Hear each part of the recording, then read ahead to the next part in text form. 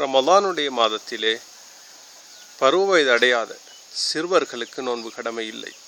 ஏனென்றால் ஒருவன் பருவ வயது அடைந்தவனாக இருப்பது அவன் மீது நோன்பு கடமையாகுவதற்குரிய நிபந்தனையாகும். இது ஆண்களுக்கும் பெண்களுக்கும் உரியதாகும்.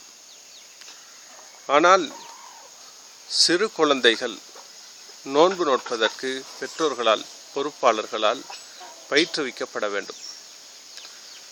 5 வயதிலே ஒரு 5 நோன்பையும் 6 வயதாகும் பொழுது ஒரு 10 நோன்பையும் 7 வயதாகும் பொழுது ஒரு 20ஐயும் 8 வயதாகும் பொழுது அனைத்து நோன்பையும் இவ்வாறு கூடுதல் குறைவாக அந்த குழந்தை பருவ வயது அடைவதற்கு முற்பாடு பெற்றோர்கள் பொறுப்பாளர்கள் நோன்பு பிடிப்பதற்கு பயிற்சி கொடுக்க வேண்டும்.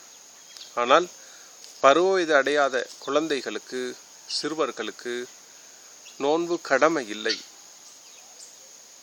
ஆனால் முக்கியமாக கவனிக்க வேண்டிய விடயம் என்னவென்றால், ரமலானுடைய பகல் காலத்திலே ஒரு ஆண் பிள்ளையோ அல்லது பெண் பிள்ளையோ பருவ வயது அடைந்தால் மீதமாக இருக்கக்கூடிய அன்றைய தினத்தை நோன்பு திறக்கும் நேரம் வரும் வரைக்கும் அவர்கள் நோன்பாளியை போன்று உண்ணாமல் குடிக்காமல் அந்த நோன்பாளி செய்யக்கூடாதவற்றை செய்யாமல் நோன்பாளியை போன்று இருந்து அந்த நேரத்தை கழிப்பது அவர்களுக்கு சுன்னத்தாகும், நபி வழியாகும். இல்லாவிட்டால் அவர்கள் அவ்வாறு நோன்பாளியை போன்று இருக்காமல் உன்று சாப்பிட்டு இருக்கவும் முடியும், சுன்னத்தை விடவும் முடியும். ஆனால் செய்தால் நன்மை கிடைக்கும்.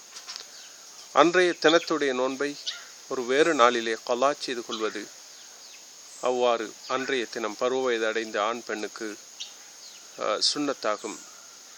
கட்டாயம் வாஜிபல்ல, சுன்னத்தாகும். இந்த விடயத்தில் முஸ்லிம்கள் விழிப்பாக இருக்க வேண்டும். சிலர் பாராமுகமாக இதை செய்யாமல் விட்டு விடுகிறார்கள். இந்த சுன்னத்தை அமுல்படுத்துவது நல்லம். ஆனால் இவ்வாறு நடைபெறுவது மிகவும் அரிதான விடயம் என்பதும் குறிப்பிடத்தக்கதாகும்.